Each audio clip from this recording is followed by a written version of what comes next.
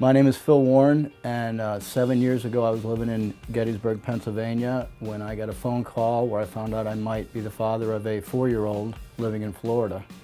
So I went through the preliminary DNA test and found out that he was my son, and from that point started 2 plane trips back to Florida for court cases and a couple of court cases on the telephone, and a year later I had custody of Jacob Thomas. First thing I did when I got him, we sat down one day and talked, and I asked him what he wanted to do. Was he interested in the Cub Scouts or Little League, or what did he wanted to do? And the first thing that came out of his mouth was he wanted to go to Sunday school. I was not a church person, didn't want to go to church, so I let it go for a few weeks, and he kept being very persistent.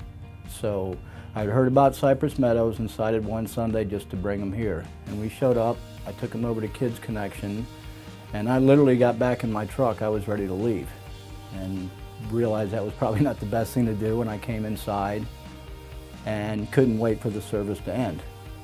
And I went over to pick up Jacob, hoping that this would be our last trip here, and when he came out of Kids Connection, I asked him how it went, and he said, "Dad, this place is awesome. We're going to come back here every Sunday."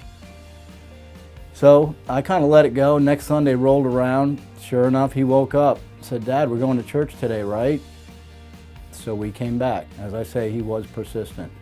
After a couple of weeks of coming to church and listening a little bit more to Douglas instead of just trying to ignore things and look at my watch, I started to learn things, and I realized that this church was way different than what I remembered as a child, and that Douglas was way more of a teacher than a preacher. And one week led to the next, and a couple years later I got baptized.